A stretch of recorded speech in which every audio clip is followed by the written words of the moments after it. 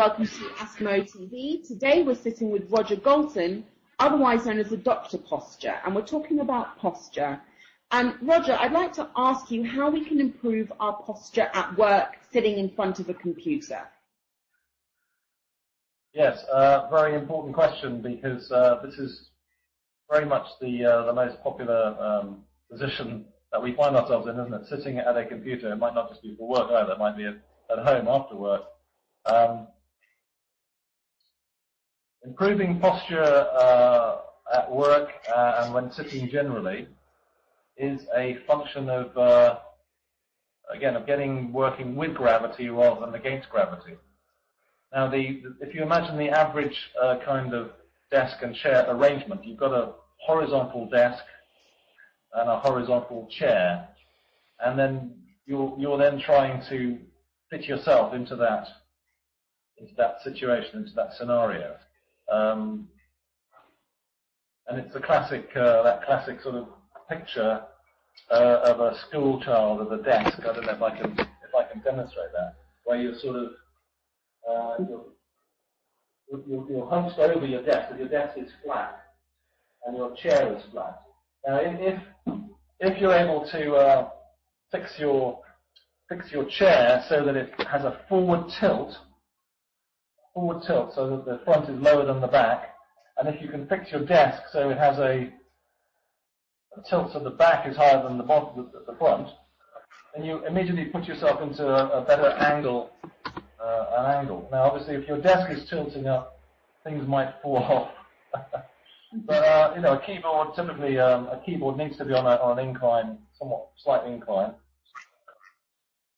and getting these angles right is very helpful. And not to mention the height of your chair and the height of your desk. So, ideally, your knees are lower than your hips when you're sitting, and the chair needs to be high enough to allow you to pretty much have your feet on the ground, and your knees to be lower than your hips. So the chair might need to be higher than is currently widely available. There are, you know, ergonomic chairs, and I'm sitting on a very funky chair myself. You can see I'm moving around. I've got all the movement and freedom, and you know, I'm very big on allowing on movement, because movement is much better than sitting in a static position. So I think that the chairs of the future will have a lot of movement in them, and they certainly want to rock. They want to rock forwards and back. So when you want to go back, when you relax, you can lean back certainly. But when you want to sit up actively and work at a computer situation, you want to be sitting forwards with your hip joints greater than 90 degrees. You know, the idea that you could sit like a jackknife, you know, with a 90-degree angle between your lower legs and your thighs, and a 90-degree angle between your leg and your torso, that's incorrect. That is not the comfortable way to sit. It's much easier to sit when your knees are lower than your hips, so that your hips are at an open angle of more than 90 degrees, a la horse riding position. And then your desk height needs to be, move this so you can see it. The desk height needs to be the same height as your relaxed elbows. So when you're sitting up nice and straight and your shoulders are relaxed, the desk height should be the same as your elbows, so that your hands are more or less horizontal or slightly reaching down. You don't want to be, you don't have to elevate your shoulders and elbows in order to touch your keyboard, because then you're institutionalizing hunched shoulders. So your shoulders relaxed, and the desk at the same height as your relaxed elbows, and then the screen. Now, assuming that assuming that you can't get a new chair or get a new desk, what measures can we take ourselves during the day? I mean, you've spoken about, you know, our posture, but what else can we do during the day to alleviate the strain or a bad posture? Okay, yes, it's true. Many people, poor people, cannot change their workstations. They don't have the seniority, if you like, in their employment. Although, of course, in the UK, certainly, the employer has a liability for injuries caused at work, and that might include injuries caused by incorrect desk heights and seat heights. And there's a lot of legislation. I mean, I don't know how far advanced it is, but it's worth talking to, if you've got an HR department, certainly, or that sort of thing, it's worth talking to them if you're having problems. But as a fix, I would say sit near the edge of your seat if you can, so you can get your knees down lower than your hips. You can get wedge-shaped cushions, which aren't very expensive, which will essentially change the angle of a fixed height flat chair, make it into a forward-tilting chair. And then play around certainly with your screen height. A lot of computer screens are set too low, and then you're stooping to look at them.